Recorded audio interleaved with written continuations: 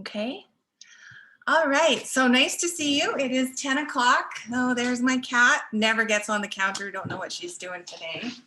Come on. So we're gonna do some swirly skies. I'm Janifer, if you don't know me, and it's nice that you are joining me today. So I hope that you were all able to grab some of the supplies. Whatever supplies you do have will be totally fine, I'm sure, and we'll make it work. So this is the one that was actually on the invitation or the advertisement. It is actually rectangle and it's huge. This is just a copy of it, but you've probably seen this one before. And this is basically what I'm not gonna try and do the exact same one because it never works. You can't paint the same painting twice. But we'll kind of use this as a template a little bit. But having said that, you can paint whatever you want. You can make your skies however you would like them. I just want to show you a few different ones. You can be as swirly as you like. Lots of you know I come from a place where there is a lot of wind, and I didn't know I was painting the wind until someone pointed it out to me. Like, you paint the wind. Oh yeah, I paint the wind. So anyway, just some postcards of some of the stuff that you may have seen. So basically these swirly skies take me where to go. I have an idea before I start, but as you're going along is when it gets decided. So the first thing that we have to do is get our undercoat on.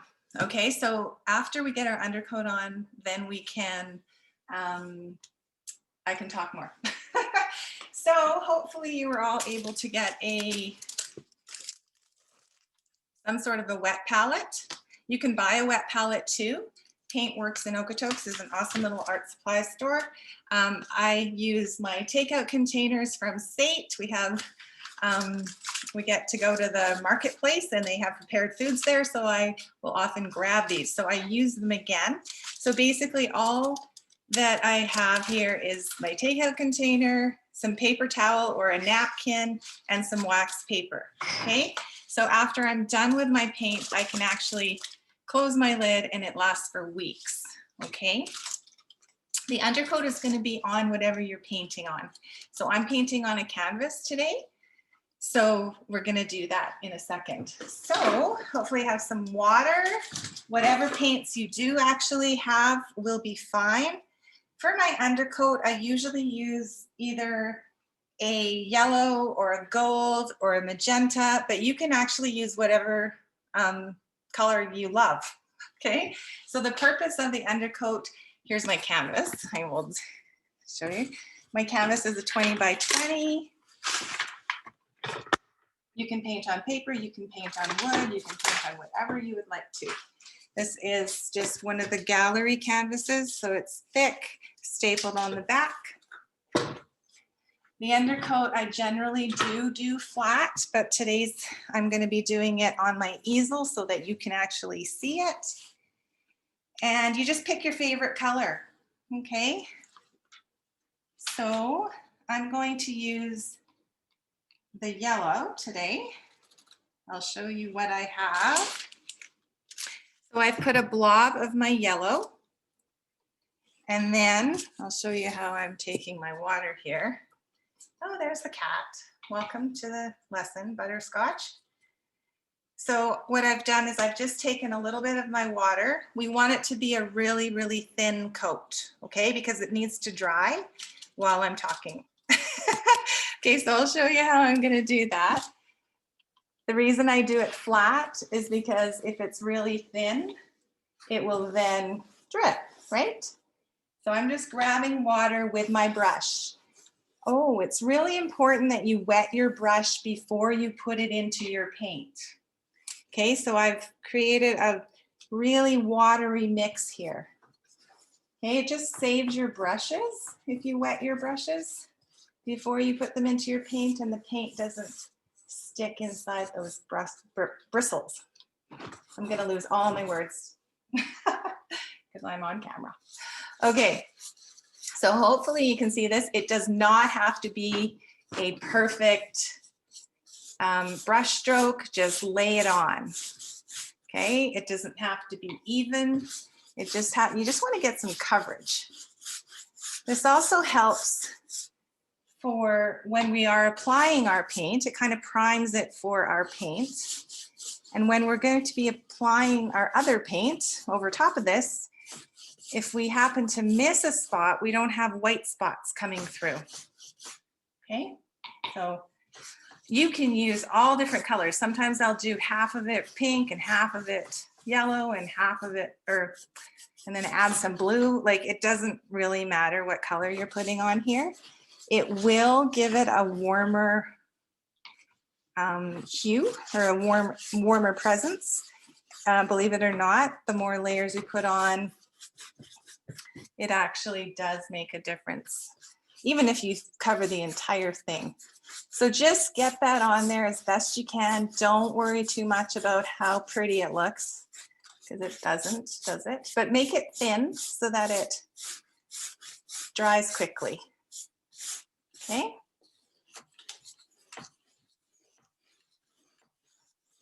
So I had to kind of set up my kitchen. I have a little nook in my kitchen that I paint at, but for lighting purposes, I had to turn it kind of around. So here we have our little cat watching us.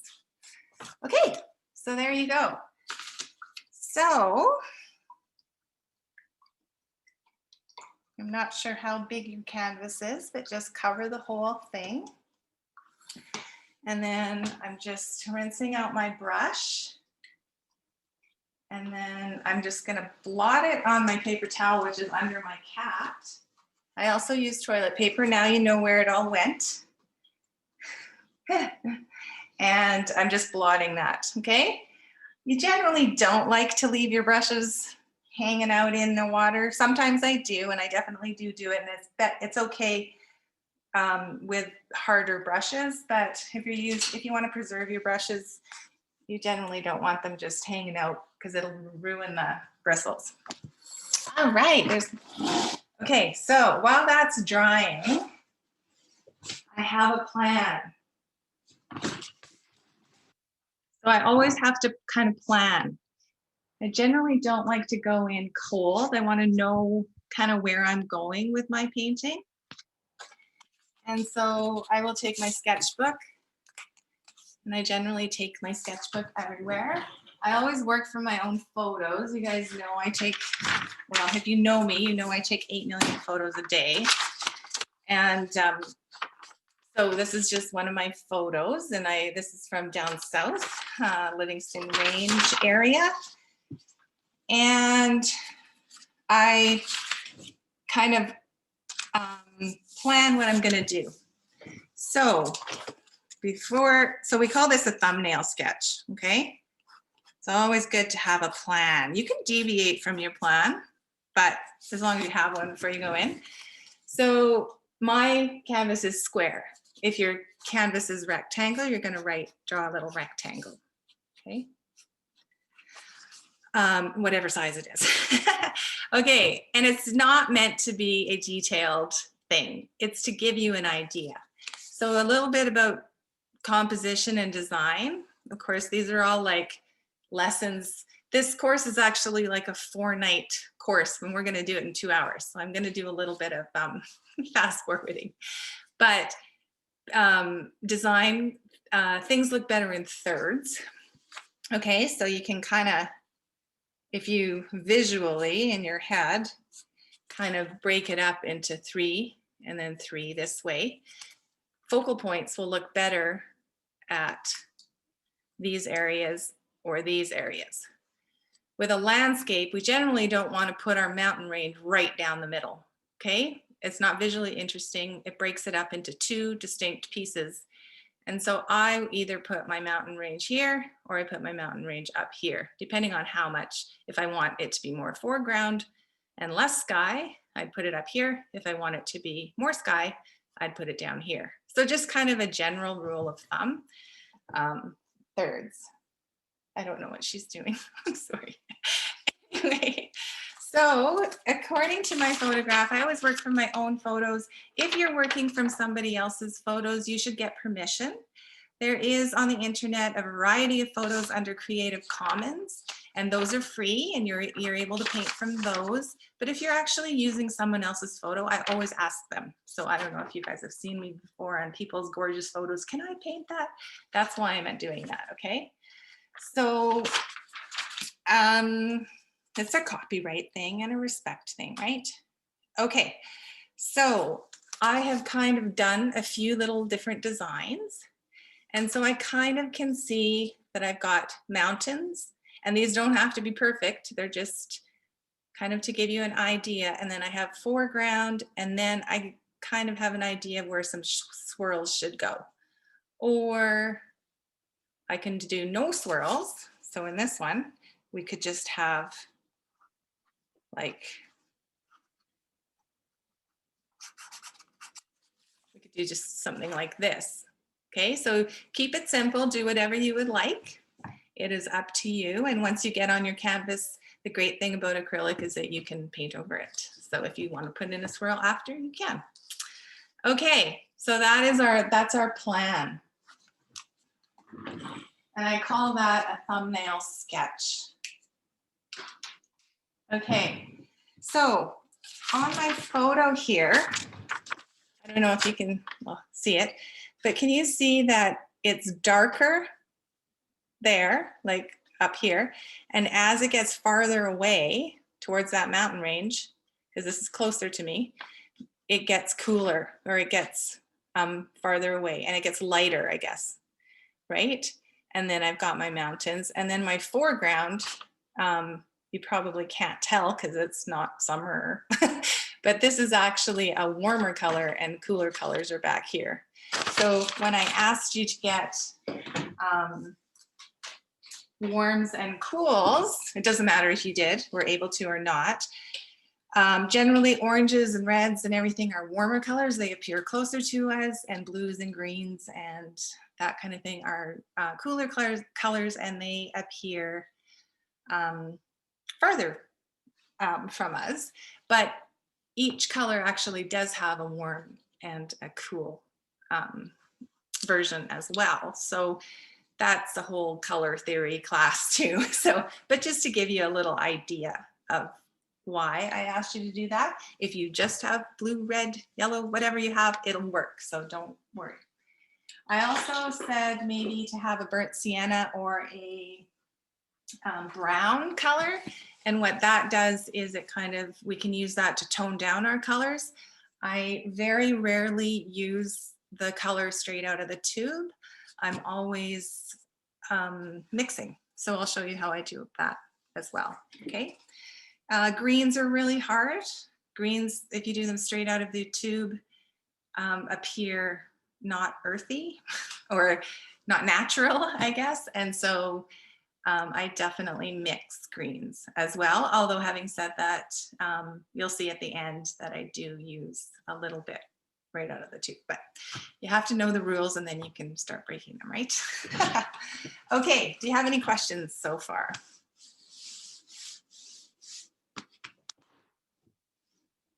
No? Okay. So just as a note, I often will have quite a few of these going on. You can see that this one, my paint is still good in it. This is what my palettes look like. And I don't know why my cat just wants to be part of the action, but she does. Okay, now where did I put my little lesson plan? I have to have a lesson plan. Okay, so how is your undercoat doing? Is it dry yet? So what we can do is we can take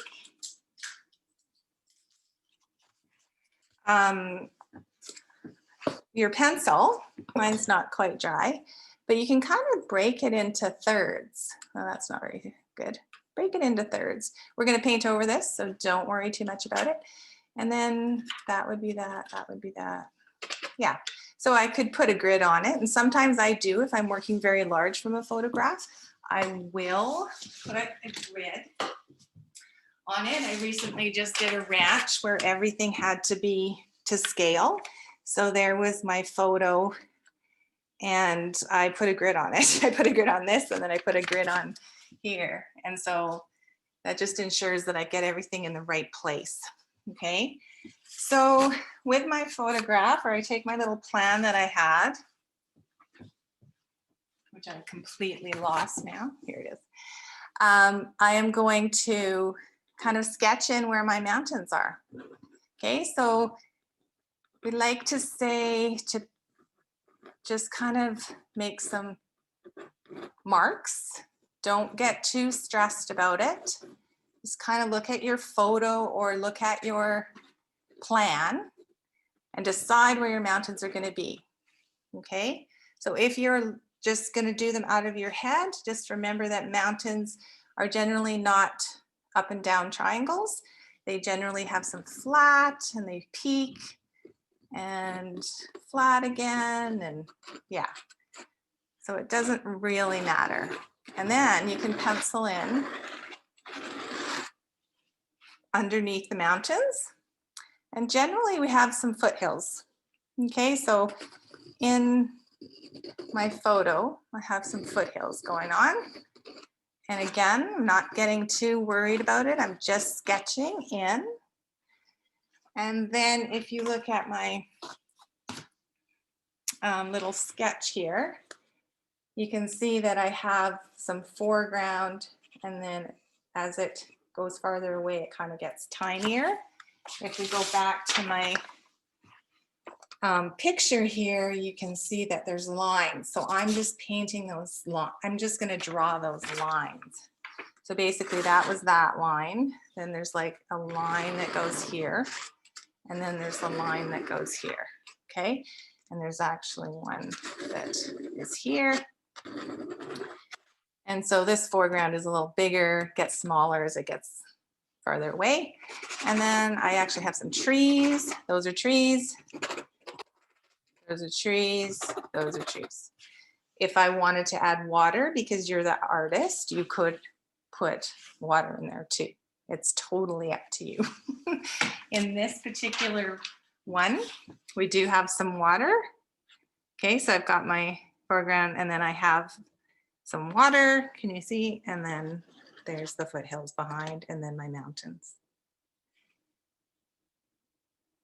So does everybody, do you have any questions? I'll try to keep looking back at the computer because I'm kind of standing behind it now. You can't see the bottom edge? Oh. Okay. Thanks.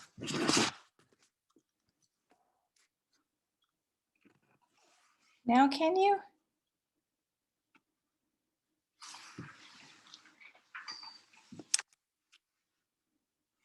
Oh, I know.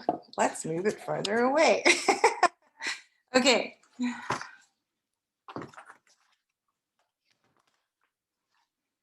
Okay, so does everybody, thank you. Does everybody have some sort of a sketch? You just really need an idea because we're actually going to paint over this, right? And so you just need an idea of where things are going to be. Because this is all about the skies, I chose to put my mountain range down here so that we can focus on some skies. And then we will also, of course, finish this. I have some time lapse. One's half done, so. Okay, so a little bit about brushes. I use, they're called bright brushes. You don't need many. I have them in varying sizes. They're square. This one's like an inch or a 12. This is an 8.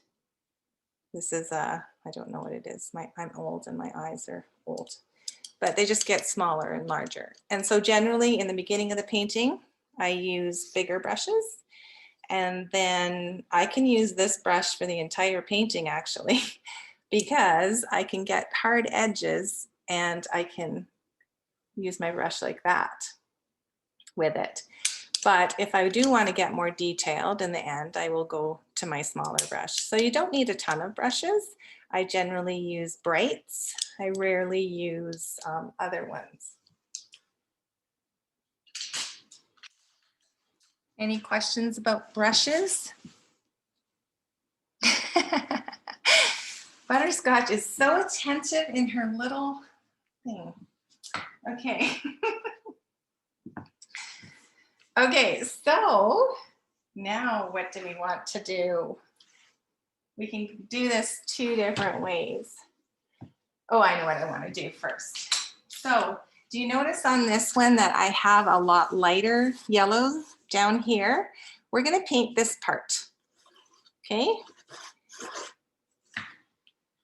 Since we already have yellow, well, I do. I don't know if you chose yellow. So now I'm going to put a white. Excuse me, ma'am. So we're going to use probably a lot of white, so I put in quite a big blob.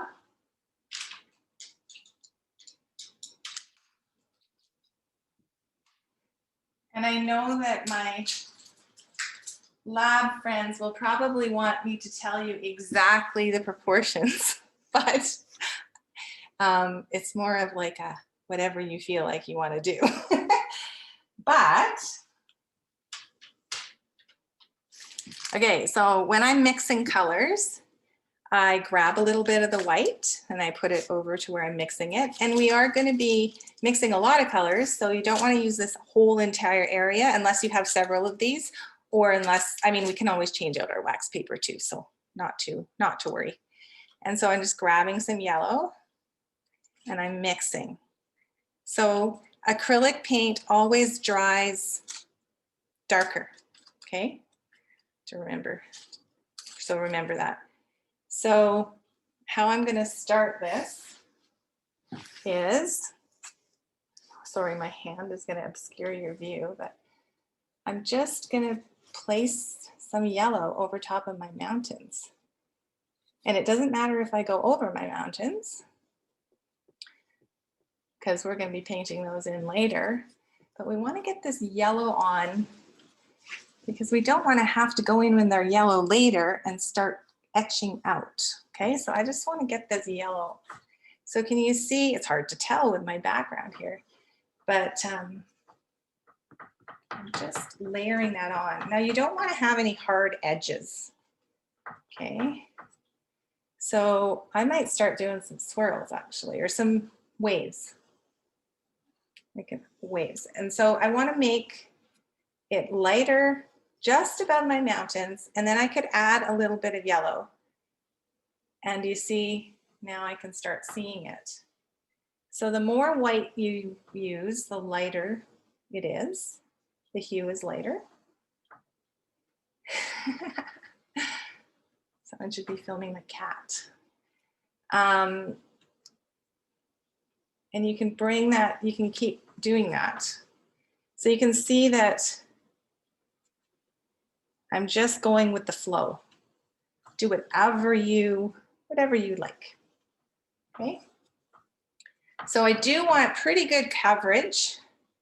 So if you haven't covered, make sure that you actually have covered your canvas, is what I mean. And if you want it, well, I'm going to put a little bit of Alizarin Crimson, so my warmer red. I'm going to put a little bit of that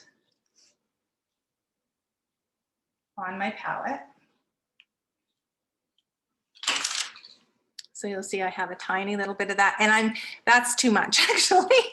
I'm just going to grab a little bit and I'm going to add it to that yellow. Oh, and then I'm just going to do that. And if that's too pink for you, you can add yellow. Okay, so you may have to always kind of go and dip in here into your water, sorry.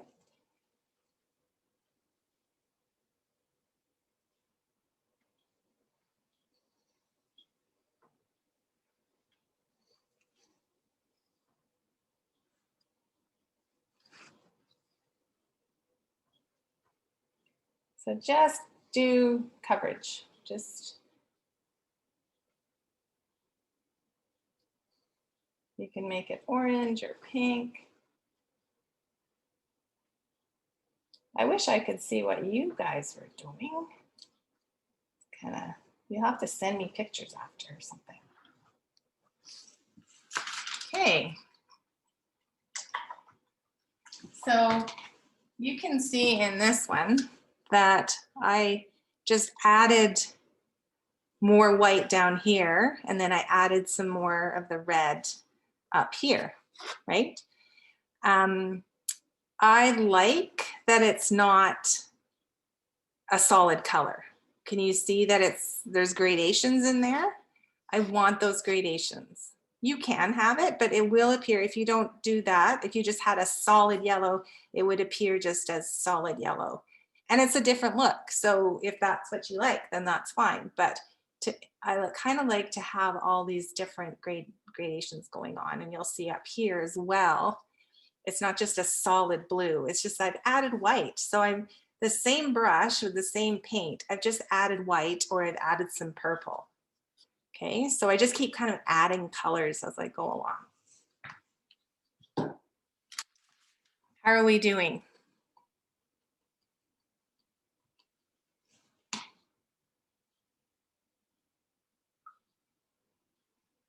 Nope, nope. Just don't drink the water, okay?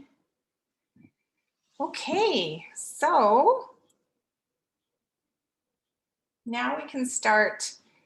Just make sure that you do have that good coverage, because we probably, and that you like that, because we probably won't come too close to that again.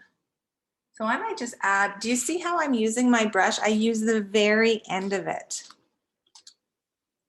So I might just add some stripes in there. So you do have to have quite a bit, but not too much. I know that's very vague. Of paint on your brush, and you can add these. And of course, if you get to a point later and you don't like it, we'll just paint over it. Okay. Sorry, I guess I have to remember to turn the camera. Sorry about that. Oh, sure. Now the sun's coming out. I have more light going on. Okay, good. It's pretty cold out there today. Okay, so whenever you feel like, and it's okay to go over your mountains because we're going to paint them again. So I might do that. I might put something up in here. Okay, good so far. Okay. So I'm going to just wash out my brush. So I don't know if you can tell, but I do have 3 waters here. And so minimum 2 waters. Again, I forget to turn. Yeah, minimum 2 waters. And then so I would go in the dirty one, and then I would go in the cleaner one, and then I'm blotting my brush. Okay, so now we can start, let's start doing our sky. So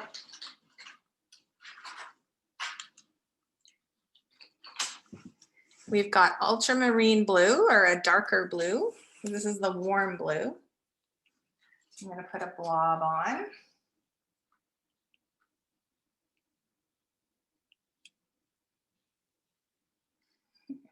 Okay. And then I'm going to put some of my cerulean blue, which is my cooler blue. I'm putting a blob on. I will show you how much I put. So this is kind of how much I put down. And then my favorite one that I generally never have a painting that doesn't have this in it is Diaxozine Purple. So but you can mix your red and blue together to get purple, right? So if you don't have it, that's absolutely fine. A little bit about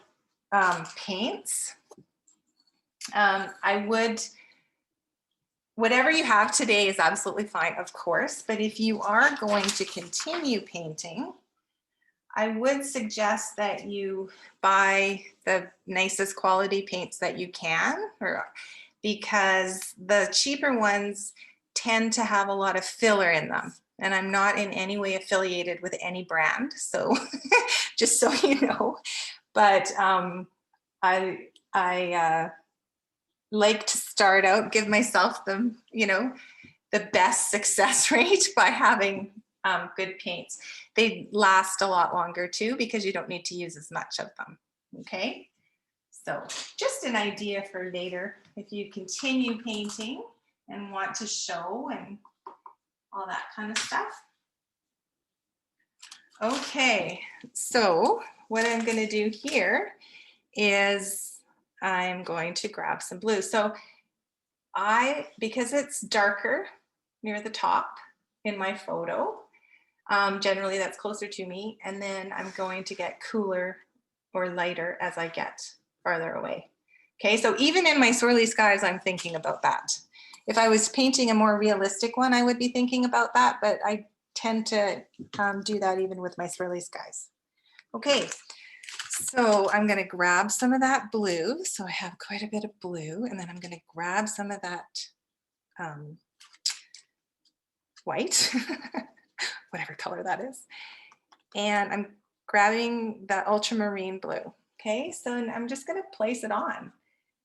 If you have an idea of where you want your swirl, so I could actually take and put do we want to do a swirl today, people? Do we?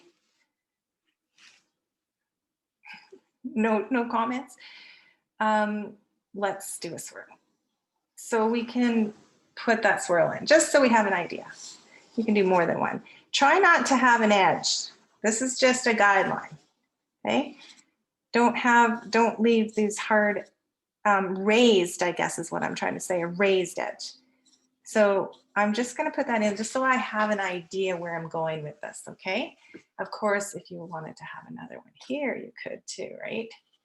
Things are generally better in threes, so I might want to have one here too. So totally up to you, okay? But, so I'm going to grab more white, more blue. If I want it to be a darker blue, I just add more blue, okay?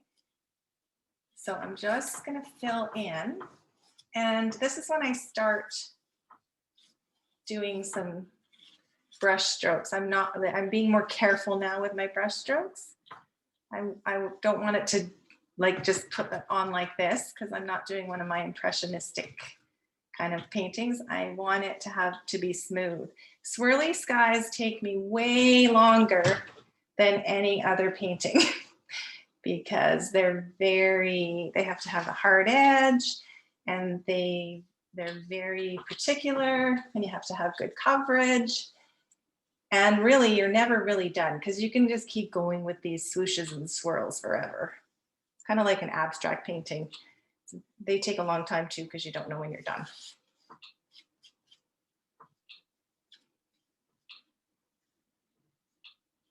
Okay, so that's kind of a solid color, right? Which is okay. But I'm just going to add some white in there so that I have some interesting brush strokes. And I'm not going to paint over it, over and over it so that it becomes solid again. I kind of want those gradations in there, okay? And all of this was ultramarine blue and white. And I just added a little bit. So you can see that I'm actually taking from that yellow as well that I had for down here. I can lift some of that as well, and I can put a little stripe in. Okay, so I use the whole palette, and I don't like to use colors right out of the tube. Okay, so I do a lot of mixing. Okay, so that little portion is done. How are you doing? Are you painting with me or are you just watching? I hope you're painting with me. But if you're watching, that's fine too. Yes to the swirls. Okay, good. We did swirls. Awesome. Okay, so I see a raised edge. I don't want that because I am going to be more particular with my swirls. So if you see some raised edges, just flatten them out. Okay. Okay, so now I'm just going to rinse my brush again into the dirty water, then into the clean, and then blot. Okay, so now I know where my swirls are going to be. I'm going to take some of my lighter blue. If you don't have lighter blue, that's fine. You can just add more white to your other blue, or even a different color. You don't even need to use blue. If you have purple or green or whatever you like. So I'm just adding some of my cerulean blue, which is my cooler blue. And I'm just adding a little bit of white. And so down here, I'm going to start, I need more white. Remember that it dries, acrylic dries thicker, or not thicker, darker. And I'm just kind of filling in the areas that aren't filled in with some nice brush strokes. I do want to start thinking about hard edges. You'll see with my swirl, I wasn't really concerned yet with my, I don't know if you can actually tell with this, but it's not a hard edge. Whereas now when I'm coming in, I'm doing a hard edge. And of course, this can all be fixed after as well. If you don't have hard edge, that's fine. But I am kind of cognizant that I am getting that hard edge. So again, I just pick up some white and I add my color.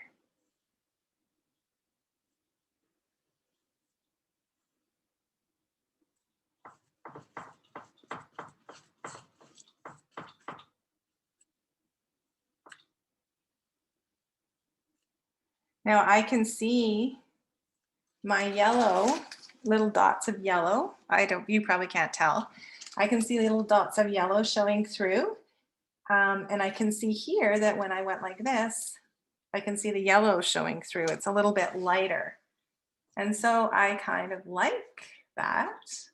So I might just use that in my brush stroke. I wonder if I can bring it closer. You can't really tell on the computer. So all I've done is I've kind of used my brush to lift some of that paint. So I have a little bit of yellow showing through. Okay, so now I'm just going to plug my computer in again because I pulled the cord out. Okay. She's just sitting there ever so nicely, isn't she? Anyway, okay, so then if you want, so we can start, I'm going to put a swirl there so I can start going around that. And I am being a little bit more careful with my hard edge here.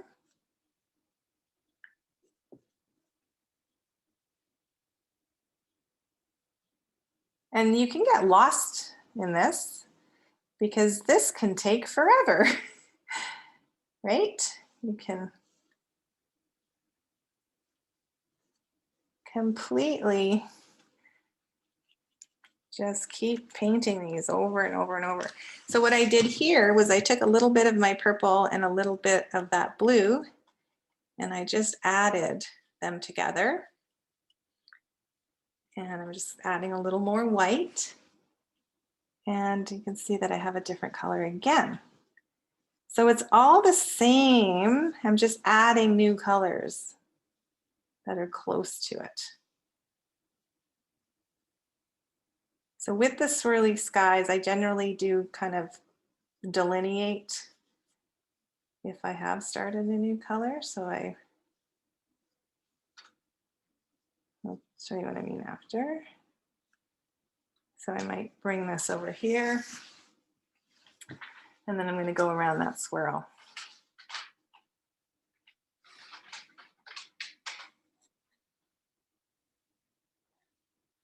And I can paint that swirl in again.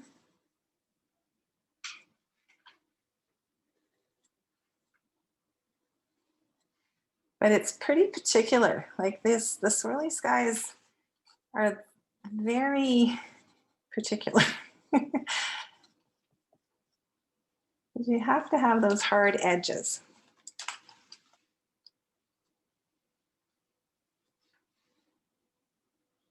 With other paintings, I can listen to, you know, upbeat music, but I find with my swirly skies, I need something calming because my hand has to be really steady. But, you know, that's not always the case. But so I'm just continuing to add white, because I'm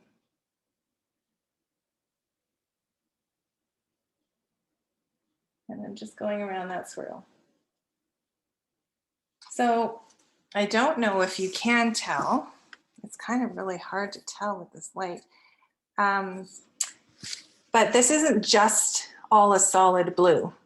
As I add white to it, there's different gradations going on.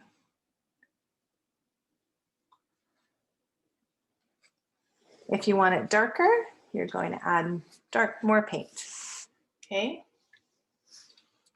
So I could take a little bit of that lighter blue and take a little bit of my yellow even and make a totally different color.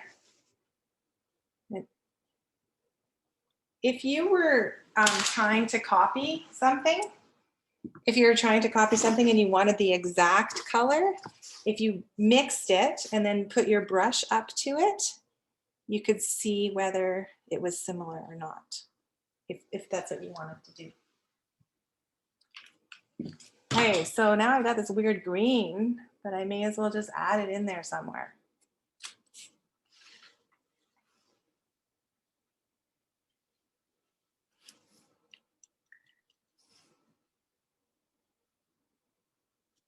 If I get farther along later and I don't like that green, I can paint over it. But you may as well see, right? You may as well try. Okay, so again, I'm not playing with you, Butterscotch. Stop it. I think you can see, actually. It's kind of lighter down here and darker up here. And I'm just letting my brush kind of dictate that, because I have a ton of paint in my brush. And I'm just putting it onto the canvas.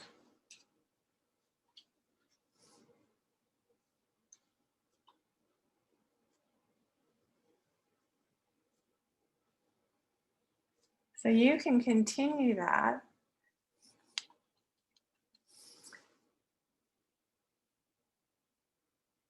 So you can see that I've come up to this blue line. So I am going to want to have a hard edge when I meet that blue line. And this is just kind of, we want to have those hard edges right now, but we will be adding stuff on top as well. So don't get too stressed about things. We will come back.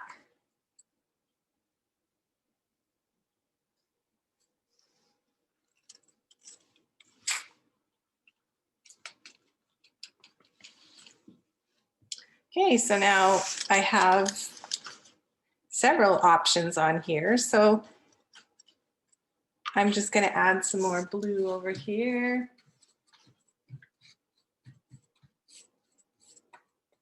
See, the swirls kind of make it more difficult than if we would have just done waves.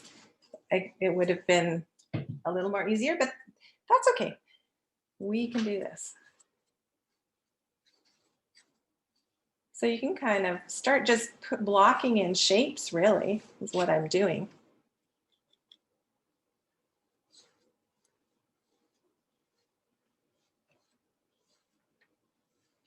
So I'm getting all of these different colors just from what I had. And if you want, if you only have the red and the blue, if you mix those together, you can get a nice purple as well.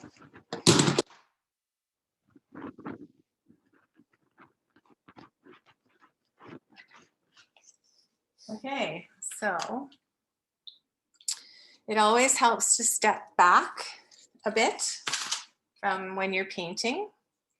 A painting will often take me a long time because I get to a point where I can't go on or I have to make supper or something. And so you need to walk away because you're getting frustrated. So walk away, go breathe, go do something else. And usually when I come back to it, I'm like, I can tell exactly what I want to do next. So if you ever get stuck, that's what I do. Just walk away. Okay, so let's see. I think we need some more blues. So I'm just grabbing white and I'm grabbing blue. And the more you get to know your particular paints, you will know what colors will mix when you mix them. There's a whole exercise that you can do where you take all of your paints and you mix them with white, mix them with each other, and you'd create a little chart so you can actually, that's a whole other lesson, but that is helpful because then you get to know what color makes what when you mix them. So I'm just going in again. I've chosen blue and I'm just going to fill that in.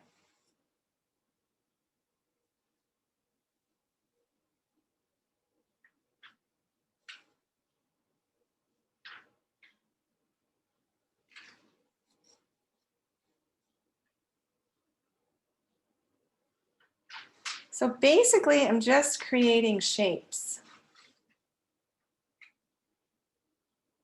around my swirls. If I wanted to, I could continue this all the way over here.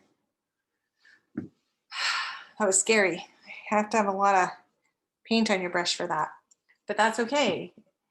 I can do that again and make it prettier.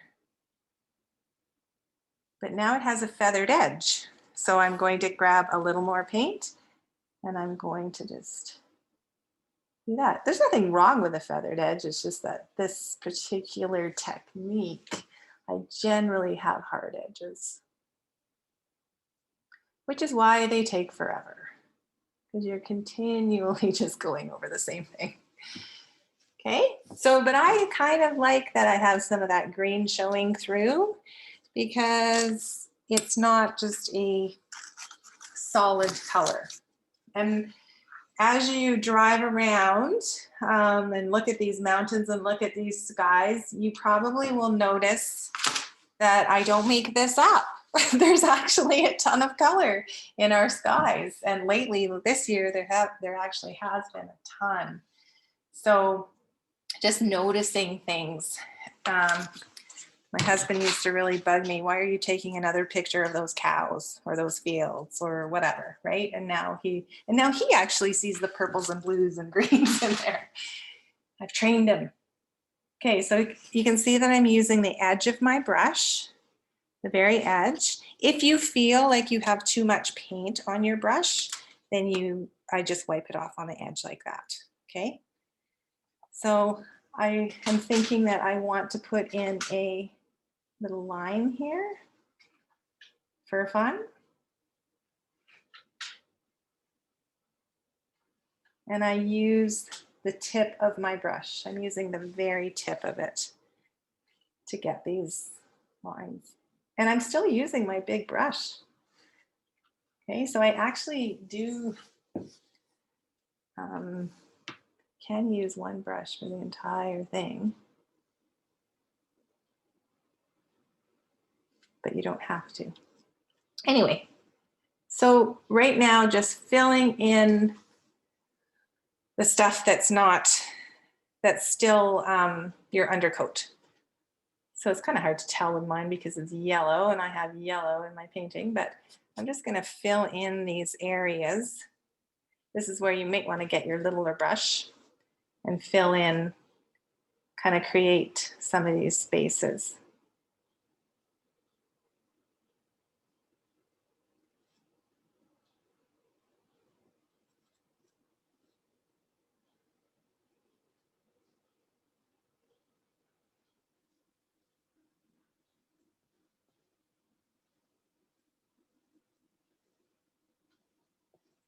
And if you don't want to paint around your swirl, you could paint over it and then put it in after. Oh, my floor is gonna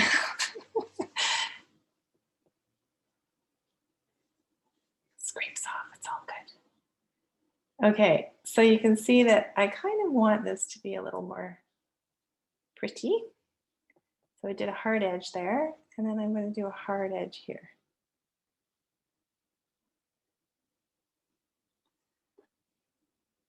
I'm getting down into my previously painted orange there, but I'm just covering. So just covering, creating shapes. How are you doing? Oh, now I just painted over it. We can put it back in. I can move the camera back a bit. Sorry, I got into it and I didn't look. Sorry. Okay.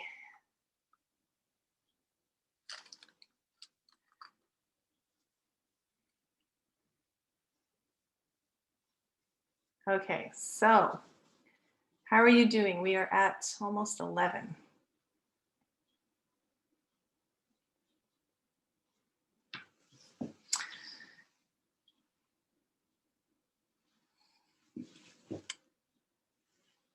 So basically just filling in that sky.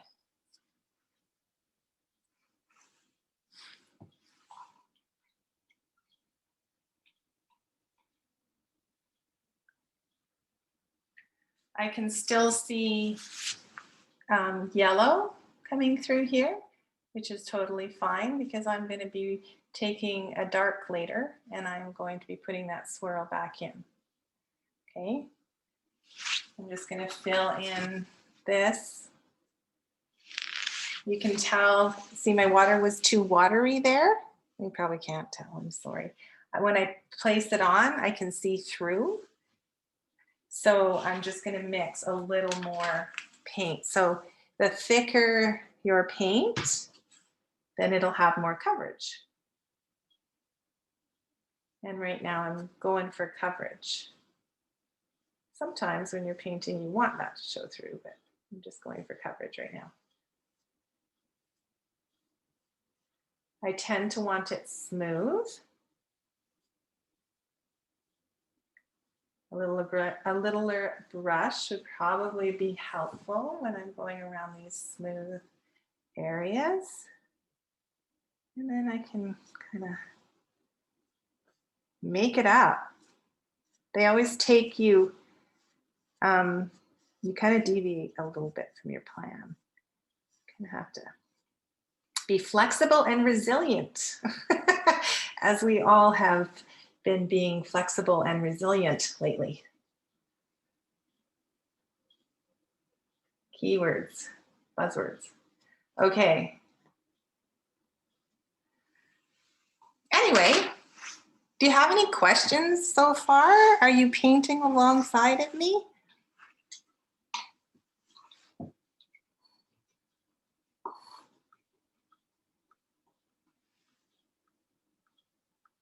Ugh. Oh, Lori. So this part takes, it takes a while. Like I can do this for hours, right?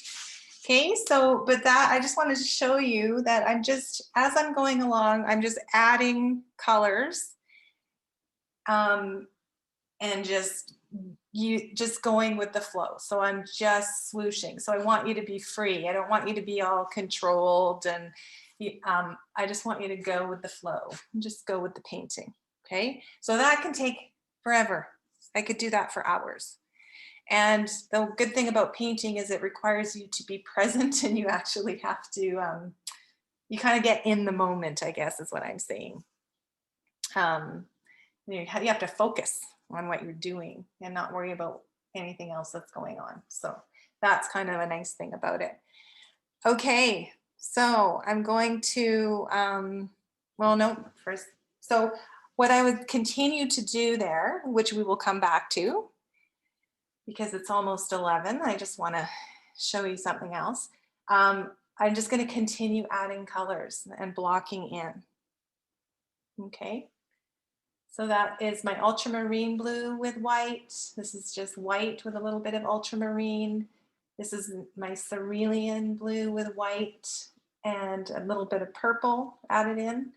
And then I put a little bit of my yellow to make this kind of greeny color. If I want to come back later, I can start putting in more. Okay, just depends on what you feel like. You can also just leave it and keep it simple too. Whose bright idea was doing the swirls? I told you they're the hardest. If you don't like them, we can go back to swooshes too. So anyway, do I ever turn my canvas around? Oh, like this, you mean, Robin?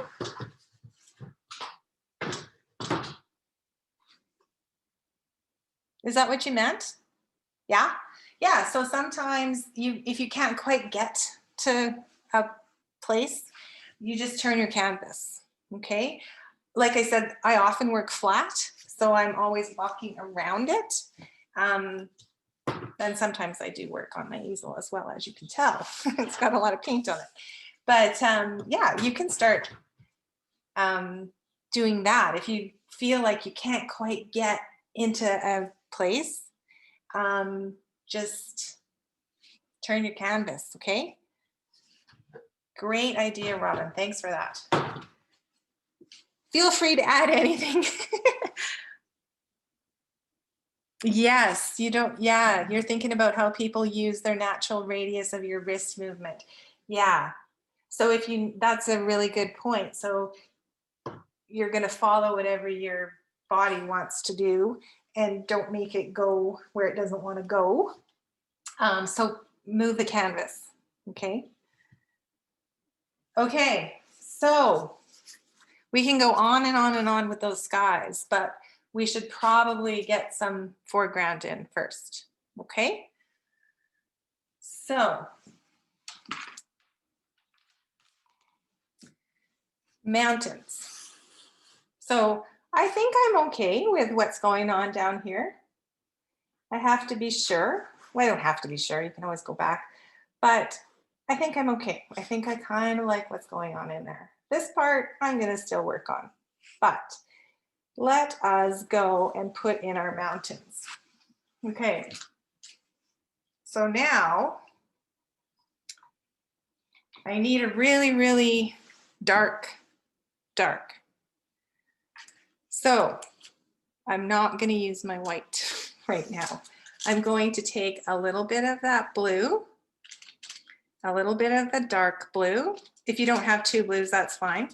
Just take a little bit of blue, and then I'm going to take some of that red, and I'm going to create, I'm not using any white, okay? I'm going to create a dark color. This is where the burnt sienna,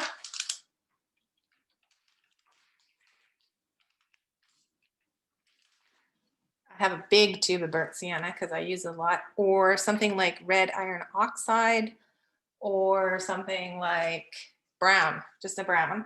And I'm going to add it on here and make this go, ah! It's a good thing I can paint over that.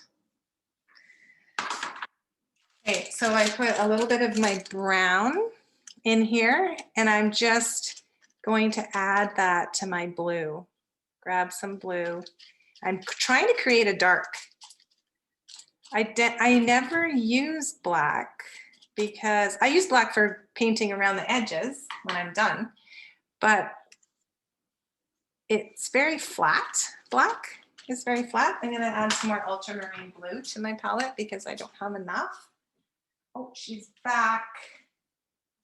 There's 3 cats around here, but this one cares. This one likes to be in action. Okay, so I've added some more of my ultramarine blue, and I'm going to, so that was red, brown, or burnt sienna, and ultramarine blue. And look at how great I have this wonderful black. I'm gonna sneak over here. My water's over there, so I'll be reaching across. But anyway, so what I'm going to do is I'm gonna outline those mountains. Okay, so I'm going to, I had to raise that one because I kind of touched my canvas. I'm gonna cover my pencil marks. Okay.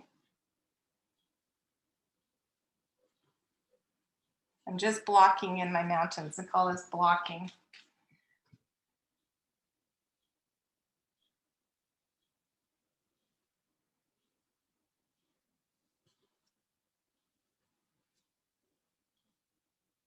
Someone told me I better do my nails. I've not done my nails for like 9 months.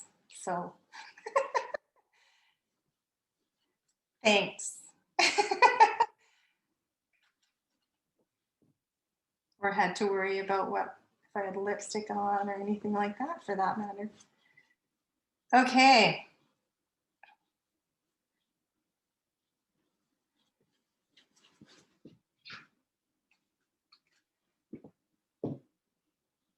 So I'm blocking in my mountains. I do have a hard edge. Hard edge. So I'm using my brush, and I'm using more of my brush now because I can just fill that in. It doesn't have to be solid. Just want that hard edge. And you'll notice that I'm only putting the hard edge at the top. I'm not worrying about hard edge at the bottom. Okay, I will get to that. You can if you want, because I know we want to do these things perfectly, if I know some of you. Let that go. And I'm just going to, but my hard edge at the top is there. Okay. All right. I have to step back because I'm way too close to it. Just a second. Is it even straight? Doesn't have to be. Mountains do not. They don't always go straight. Anyway, so does that look like a mountain range of some sort?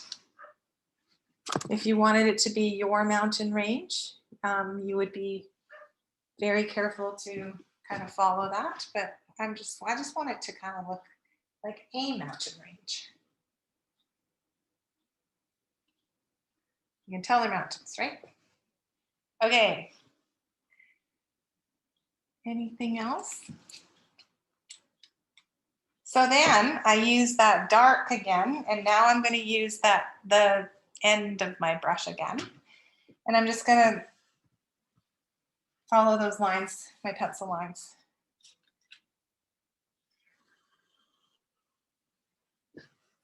Oops, I didn't really want them to touch, but that's okay.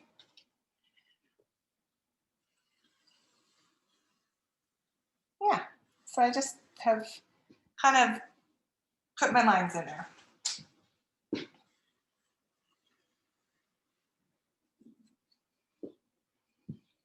Good? Okay.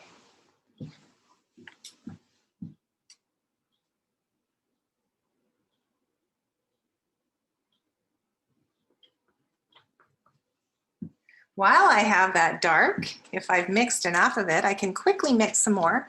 So I'm just grabbing, ooh, lots of red, sorry. And I'm grabbing. So I can quickly mix some more because where else did I want that? Look at how beautiful that, it's not black, it's just this really nice dark color. So where else? I think I like my swirl to be that color.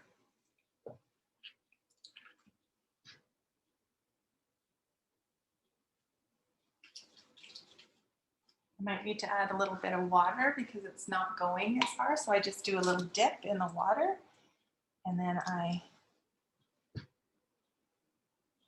put it into my paint again. You can see that I have a hard edge. You can see that as I'm doing this, my swirl's getting bigger.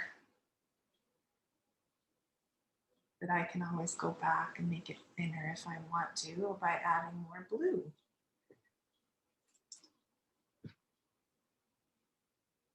So I just really like that color. I did not put any purple in there. That is what blue, red, and brown makes. Okay. And of course your paints are going to look different than my paints if they're not the same brand, but you'll get to know your brand as you paint more. And you'll get to know what colors they create. So that part's tricky. That part, if you want that to be a beautiful hard edge swirl, is your, you have to kind of do a little practicing with that.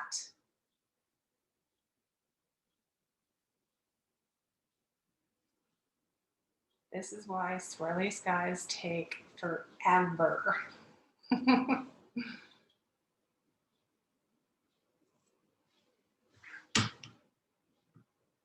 Yet they're fun because you can just kind of go with it.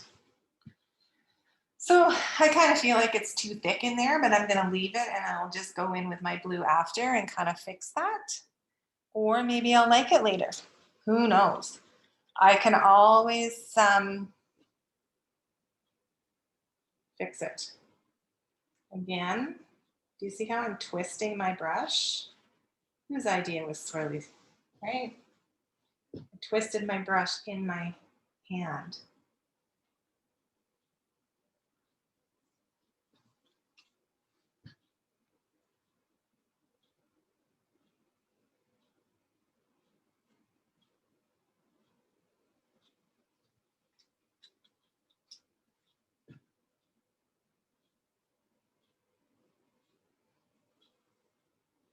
Do you want to paint butterscotch?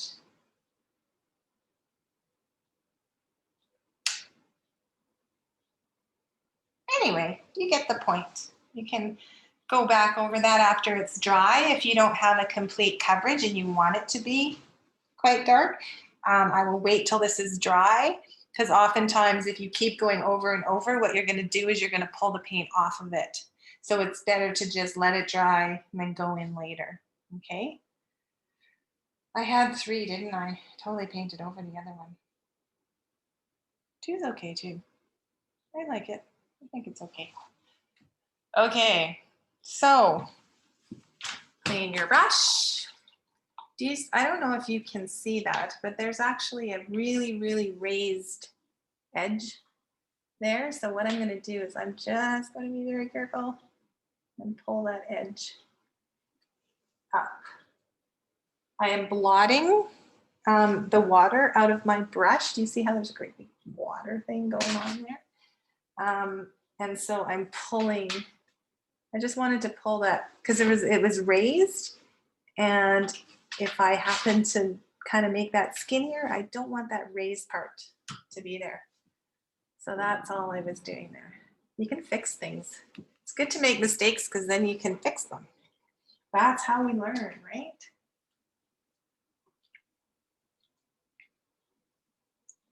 And I can see a few now that I'm over on this side.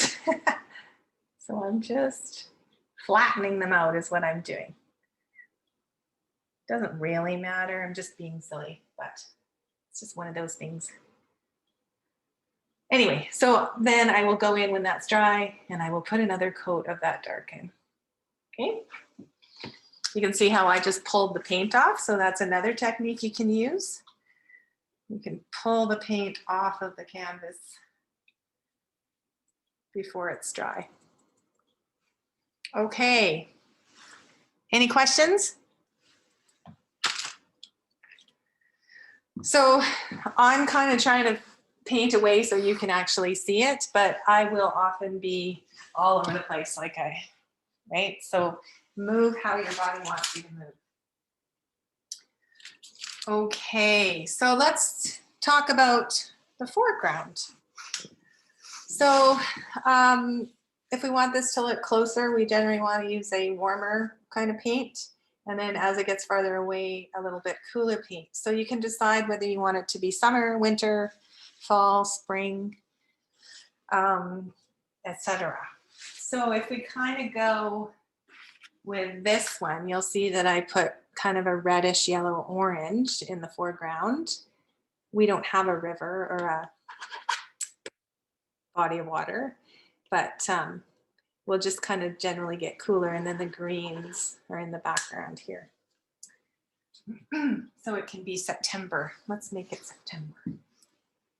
Okay, so if you have a green, I generally use either sap green or green gold. If you have a green, you can add that to your palette. Again, do you see how this is kind of dried a little bit? So I'm just putting it on top of that. If you have a clear space on your palette, you can use that. You can also use a totally other one. But I like to mix my colors, so I generally am using the same palette all the time. And whatever colors I use up here, I generally am going to use them somewhere in here so that it is a cohesive painting. It's not going to be green, yellow, blue, right? With these solid kind of areas, I'm going to, we call it marry the painting by using the colors throughout the painting. So I did put the green. If you don't have a green, all you have to do is take your blue and your yellow, and you can mix a green as well. Now, oftentimes it will become a little too bright. And if it's too bright, so let's just do that to see how that looks. If I took some of my, so it's kind of, I'll show you what it is. That's not bad, actually. So that was cerulean and my Diarylide yellow. But if I wanted it to be more earthy, I would add some of that burnt sienna to it. And it would just kind of tone it down. So that burnt sienna is good for toning things down as well. Okay, so anyway, I guess that's kind of gonna be green. And if you want, you can add some white to it. And you can come right up to your purple edge or your dark edge.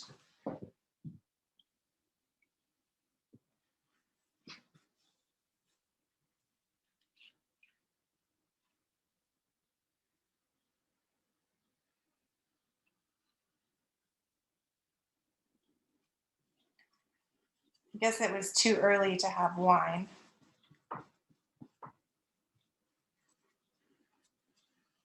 So I hope you're having a nice coffee or tea or something, water.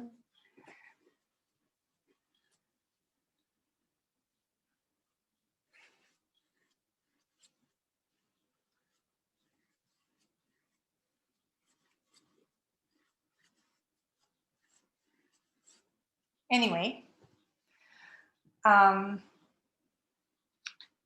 going to wash, well, actually, since we're doing the green, now I'm going to add a little bit of blue to that green that I had.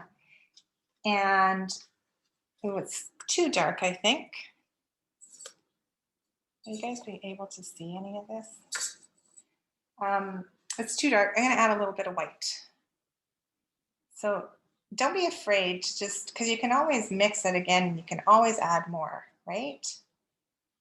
The reason that I used a little bit of blue in there is just to push it back a bit. Oh, now it's too blue. Okay, so I'm going to put a little more yellow. So I really do play a lot. I want it darker. I'm going to add a little bit more blue. So playing is your friend. And I'm just blocking him here. Those purple lines were guidelines, and I'm going to go right up to them.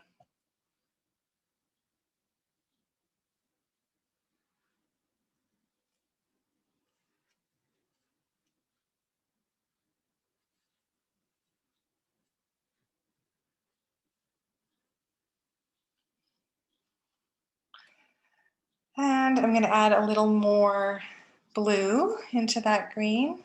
And I'm going to paint in some of my foothills. But I do want it to be different than this color because I want, so I might add a little more white or a little more of a different blue. And just kind of, I don't know if you can tell, but it does look a little bit different.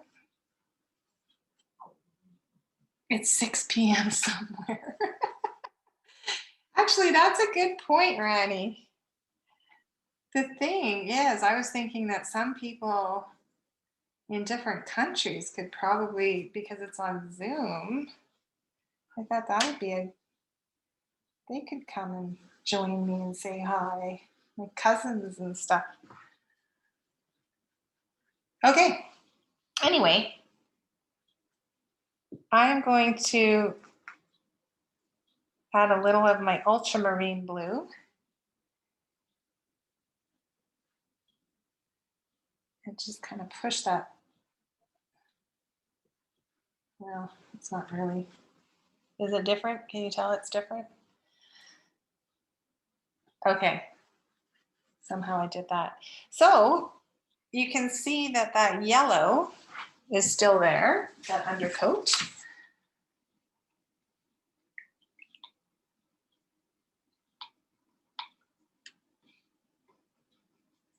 I'm washing my brush in my dirty water. And I'm blotting in between. And now I am going to, I want to have this kind of as an orangey color, or an orangey yellow. And so I'm just bringing it out from my easel here just so I can actually get all the way to the bottom. So that's why I did that. So this is, I do want some white. So I'm grabbing my white, I'm grabbing my yellow, and I'm grabbing a little bit of red, much like my sky I did. Okay. And then I'm just going to put that on.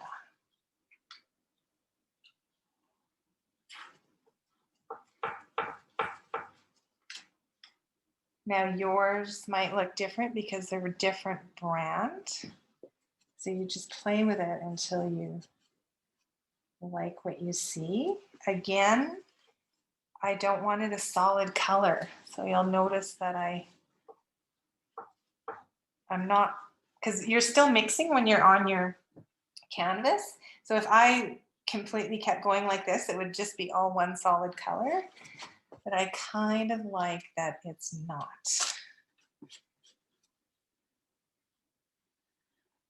Because I want it to have some interest and some depth. Try and go all the way to the bottom. What is that? That is something. Paint. Paint that is on the canvas. Again, this is yellow underneath. So if you have some yellow showing through, that's fine. If you don't like to put the white in it, sometimes I just put the red and the yellow together and you get a very vibrant orange.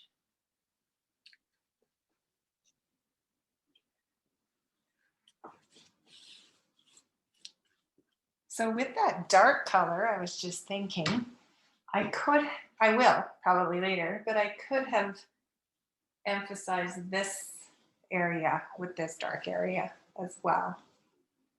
But okay, I need more yellow, so I'm going to put more yellow on my palette. Do you have any questions?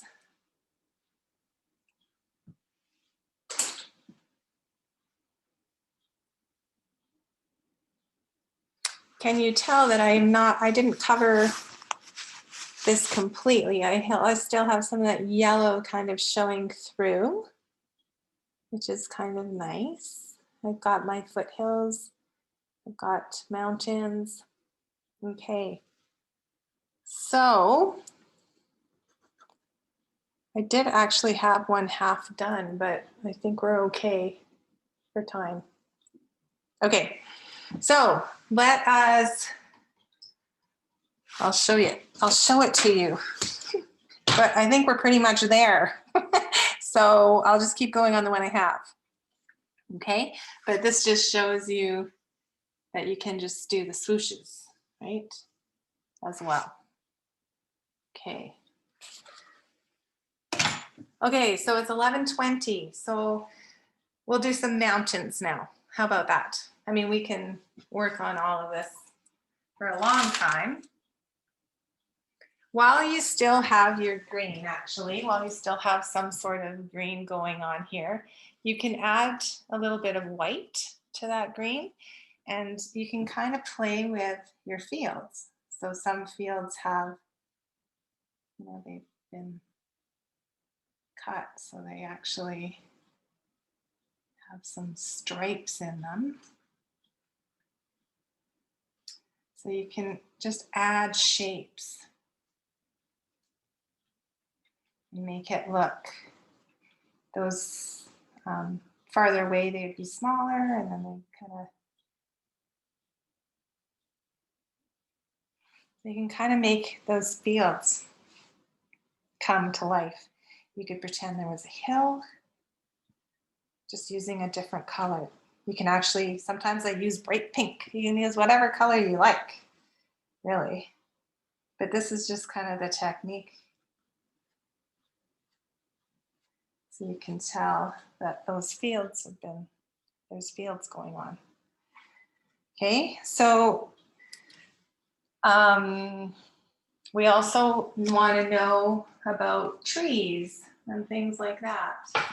So I'm taking that dark, so I mixed that really dark up here. I just went over and washed my brush a little bit so I didn't have so much white in it. And for my trees, what yellow was that? It was the Diarylide yellow. It was actually what I used for my undercoat and then what I used in the sky. So it was kind of like the warm yellow.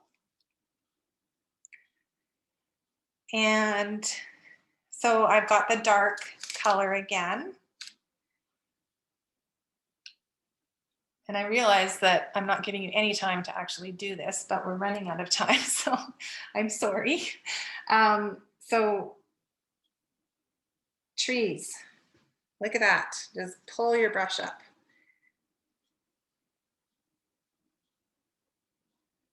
Good.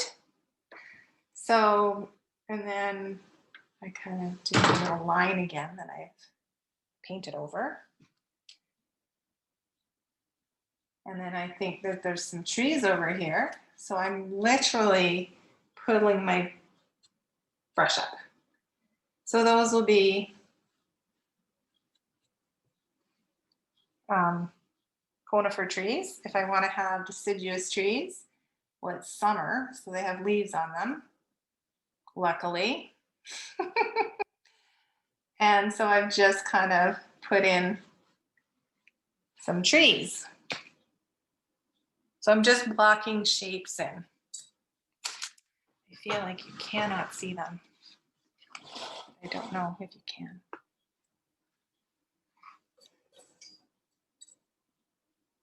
There, well, maybe a little bit.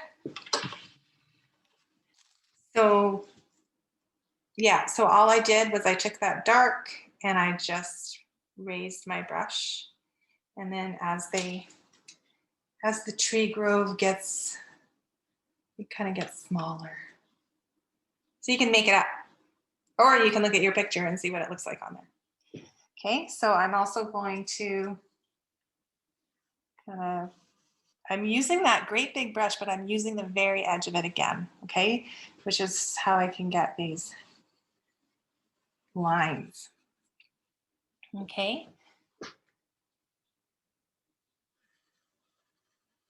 And this is just, I'm showing you what you can do, right?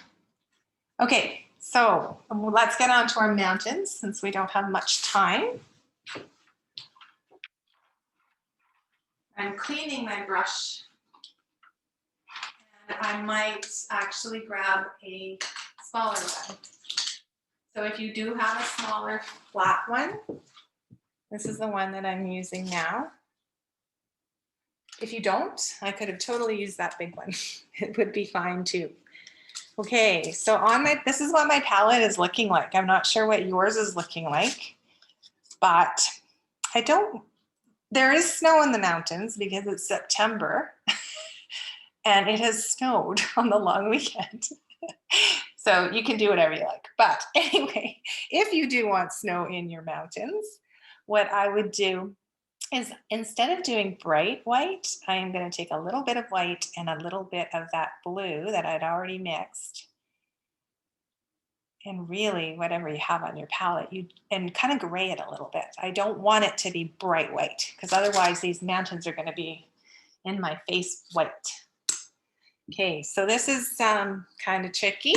Well, not tricky. It's not tricky at all. But I kind of want to make it look like there's snow in those mountains, and I kind of want to give them some depth. I don't want them just to be this flat kind of black thing, which I know oftentimes they do look like. But let's see my photo. Sorry, guys. Okay, so my photo, you can see that there are there's a ton of snow because this was actually last week, but in these mountains, and you can see that they have shape to them.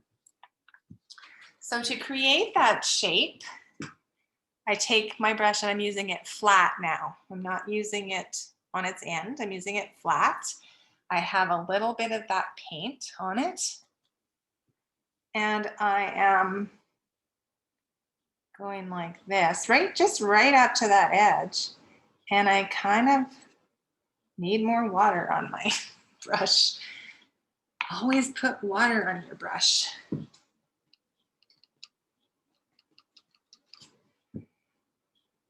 So I'm just kind of dragging that down a bit.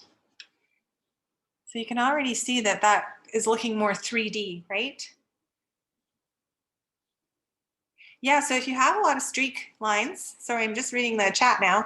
Yeah, you do need a little more paint on your brush. So make sure that it has, there's a fine line between too much paint and not enough paint, but that generally is probably because you don't have enough paint, you're right. I will, so with those trees, all I did is I took that dark color and I just went here. Actually, I can do it with this light color and I just flicked up, but don't flick the paint in your, so I just went like that, that motion. So I will actually do that with this lighter color now so that you can actually see them. I could have done it with green. If you want green trees, there, over top of that.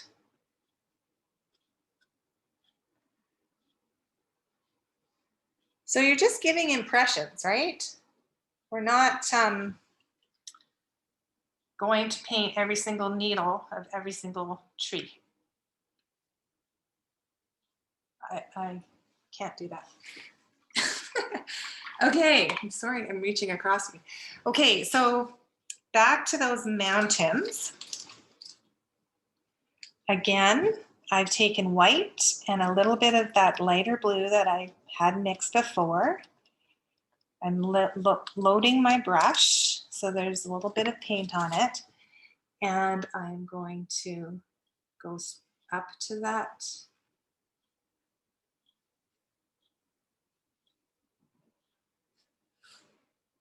mountain.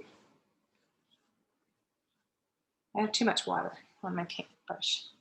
I'll put a little bit more. If you can see through that, like, is that the streaking you were talking about?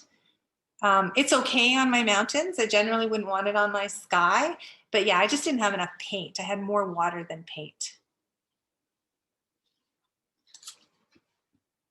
So again, each mountain can be a little bit different. And I just drag it. And I just kind of shape my mountains like that. Does that make sense?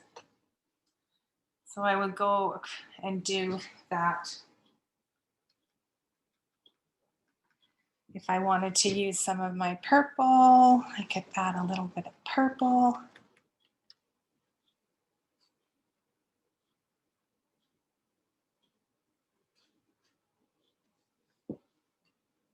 starting to be more 3D, right? And you can see that I'm not worrying too much that I can see that dark through it, because you do have shadows and things that you want to be able to see. Okay, so then sometimes I will go and grab some green. So I grabbed green, didn't wash my brush, just so you know. And then down on these mountains, there might be some trees going on.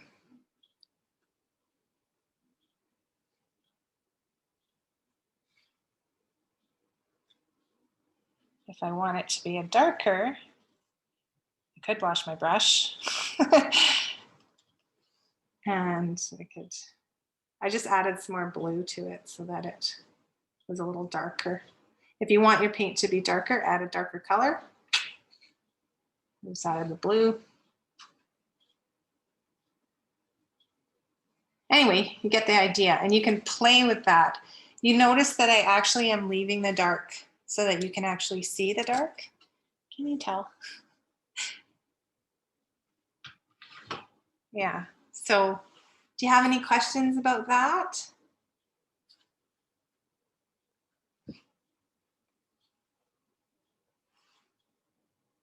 Ah, too much paint.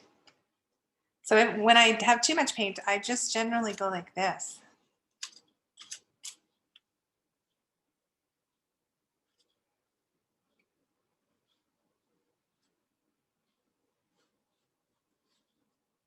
Yeah, and so I just keep going and going like that. And you're getting more depth, I hope. I hope you can tell we're getting more depth. Okay, now I will do a switch out. I had 3 of these going so that I can show you this. So generally, there goes my brand new smock I bought for today. It is now covered in paint. Yay. Okay.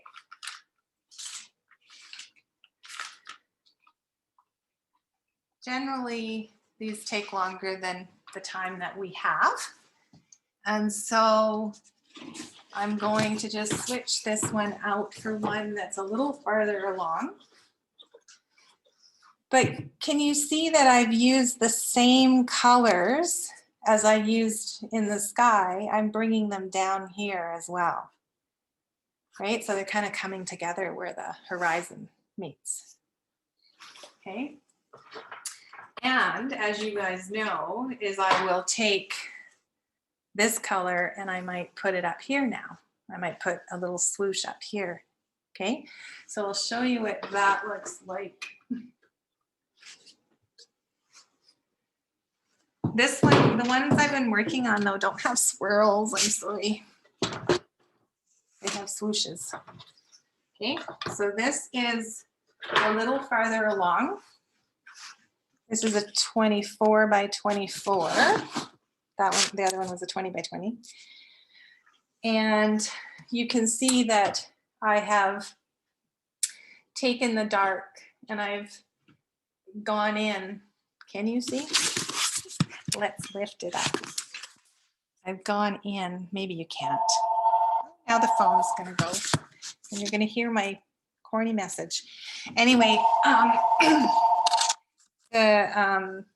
I've taken, this is not black. I know it looks black on here, but I've actually taken lighter versions of that dark and put in some more interesting things, okay?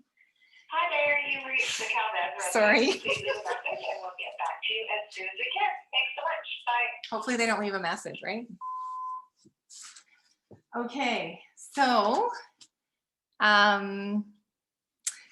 here's our trees. Okay, so again, I had just gone like this. I just put water all over it. And I guess you can't see. You can't see the bottom.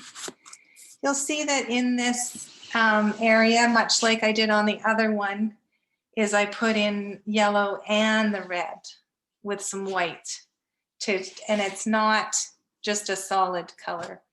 it's got different variations of color in it. This one has water in it though. And how I did that is I mixed my dark and my light blue with white. And you can just see that it's not just one strip of blue. There's actually different colors of blue in there.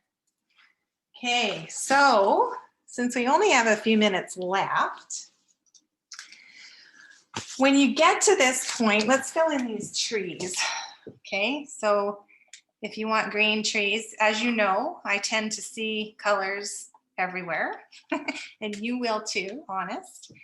And so what I've done is I'm just going to go in and give the impression that these trees are here just by doing that. Okay. Yeah, I don't know if you can see that. You could do that with any color you like, just mixed with white. You can also go in and add some different colors. So these trees over here are deciduous, and so they are going to have a little trunk. So to get the color for the trunk, all I'm doing is I'm taking a little bit of white and a little bit of brown. And I'm just gonna go in and I'm just gonna use my brush to make little tree trunks. And again, I'm just using that very edge again. I'm not using the flatness of it, I'm using the edge. Actually, I'm using the corner. now that I actually look what I'm doing, I'm using the corner. You quit. Don't quit. I want you to continue. Anyway, then I'm going to take that green again. This is why I always have my colors, all my colors on here. Sometimes I will have a palette that has yellows and reds and whites, and then another palette that has blues and greens. But if I have it all here, then I can kind of take a little bit, because I do want to use all the colors all the time. So I'm just going to go in and put in these trees, and all I'm doing is I'm just going like this, just right little circles. Okay, and then it just kind of have the impression, you probably can't tell so far, but you have the impression that these are deciduous trees. Okay, because I'm very impressionistic, I guess.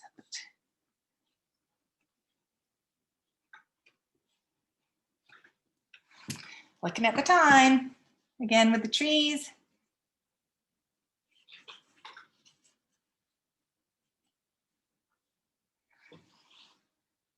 Yeah. Okay. So I guess we need a little bit of, and it doesn't matter if you still have that color on your brush, because it's almost nicer than just to have straight colors.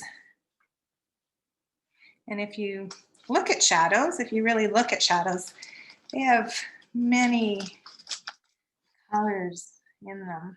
Ooh, see, this is what happens when you put in bright white.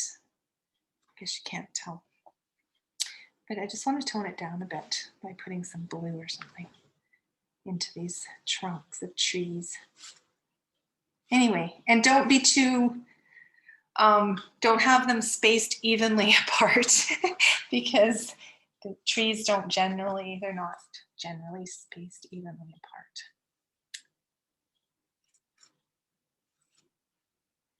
But that's why it's always good to walk away, come back, and then you'll see exactly what you need to change or you need to add. Okay, so I'm going to share a little secret. Well, it's not a secret because I'm going to share it. But when I get to this point, I can see that I haven't totally covered in here. I think it's okay though, because I have undercoat. And I can start kind of just finalizing my lines. See, this one, I think it's not, it needs a little bit of help. And so this is why swirly skies take me a long, long time. But I can start just kind of trying to play with that. And if I felt like this was too busy, I think it's okay, I like it. But if I felt it was too busy, sometimes I actually come in with my solid color and I paint it out and then I do it again. So it's never lost, okay? Okay, so the very last thing I will do. So let's say that we are happy and we love it and you know, we put some definition in our fields. I'm going to take my large brush again, not the large one, but the medium one, which was a 10. And this is where I have my favorite color. So it was kind of like optional on my list. So these are the colors that I will use at the very end. I will either use a turquoise or a green gold or a quinacridone magenta. And I'm not sure if you can actually see, but I have added that magenta. Can you see that in here? I mixed it with white and I've just added little hints of magenta. Okay, so I will often do that with turquoise because I like turquoise too. And it's just unexpected, I guess, is why I do it. And I have done it for a long time, but my artist friend, Don Ham, he actually put a word to it and he says it's called activating. So if you want to activate your painting, I'm going to grab white. So I use this whole area, as you can see, I'm going up the sides. I'm going to add a little bit of white and then turquoise. Now, as you can tell, I've put way too much turquoise on my palette, even though it doesn't look like very much. I don't need that much. And so rather than use it that dark, because that is kind of the same value, we can start talking about values, that's another class, but you don't want it all to be the same value. You want different values so you can actually see depth. So what I'm doing is I'm going to add a little bit of that turquoise to my white. I'm just mixing it. And then I take the very, very edge of that and I kind of just put in a few highlights.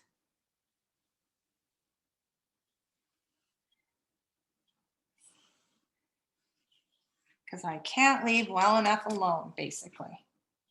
Okay. And I kind of have breaks. I don't just go, right? I kind of put them in where I think. Or maybe I don't think. Maybe I'm feeling. I don't know what I'm doing. Anyway, this is what I do. And I kind of just put in impressions of kind of outlining things just for fun. Okay. So from far away, you might not see them, but then as the person gets closer, they might see them. Another thing that we could also do, if it was a sunset, we could imply that it was a sunset and that these, the mountains are having the sun set on them.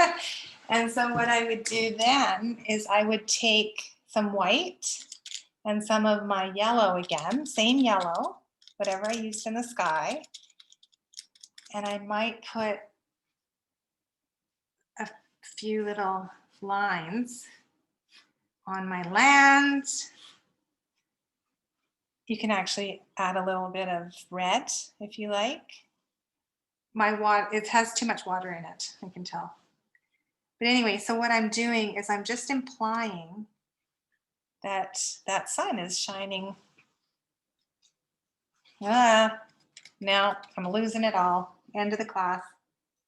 But you get what I mean, right? I'm just implying that little bit of sunlight on there. Okay. So do you have any questions since we only have about 10 minutes left?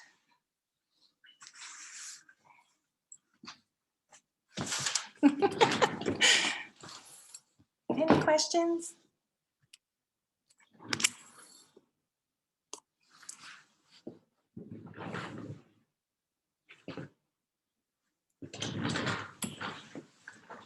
No, have you all gone away? Is there anyone out there? I just want to show you how I put that yellow onto these mountains. And so it just kind of implies that this kind of yellow is shining onto the mountains, and I put it onto the top of those trees. Okay, so that is why I do that. Again, with the mountains. And you can see that I kind of break the rules and I put different colors everywhere, but I know it's really hard to do a class in 2 hours. Favorite varnish. So it's kind of just to give you an idea of how I do it. Favorite varnish, I use this. Sorry. Not promoting brands, but I do like this one. And I will paint the edges black or any color. You can paint them any color. Also, sometimes I wrap the painting around. So as I'm painting, I just paint the sides as well. So please send me pictures. I would love to see what you guys have come up with, because it's kind of fun to do. So, and don't stress, because you can always paint over it. So hopefully you gathered some information. I know it's totally not enough time. There's no way that we could possibly do this in 2 hours. But you have an idea of my process now. So I'm here, and for any questions, anytime, just send me a message, okay? Thank you. You don't have to use a varnish. I find that it does bring it all together, and it's kind of under, I don't know, I kind of like it. It seems more finished to me. But you don't have to. Acrylic painting, you could actually just wash this whole thing right now. It's very easy to care for, but I do varnish mine.